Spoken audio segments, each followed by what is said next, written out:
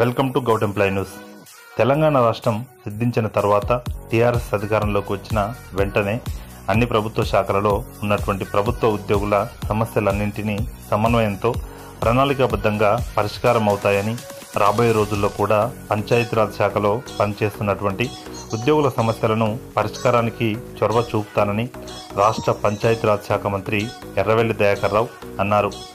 బుధవారం ప్రముఖ సామాజికవేత్త Brinda young leaders association వ్యవస్థాపక అధ్యక్షులు ఆర్కే యాదవ్ బృందం నూతనంగా మంత్రి పదవి చేపట్టిన ఎర్రవెల్లి దయాకర్ రావును బంజారాహిల్స్లోని మినిస్టర్స్ కాలనీలో మర్యాదపూర్వకంగా కలిసి ఘనంగా సన్మానించారు.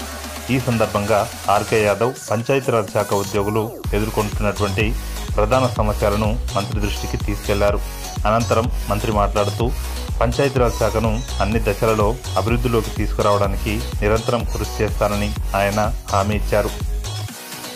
తెలంగాణ ప్రభుత్వం అభివృద్ధి పథంలో ముందుకు సాగుతుండడంలో దేశంలోని ఇతర రాష్ట్రాల కంటే అగ్రస్థానంలో నిలిచిందన్నారు. గ్రామ స్థాయిలో రైతుల కోసం ప్రభుత్వం అనేక సంక్షేమ పథకాలను ప్రవేశపెట్టిందని గుర్తు చేశారు. పంచాయతీరాజ్ శాఖలో ఉద్యోగులు సమన్వయంతో ముందుకు సాగే విధంగా చర్యలు తీసుకోవడంతో పాటు సమస్యలను కూడా పరిష్కరిస్తామని మంత్రి తెలిపారు.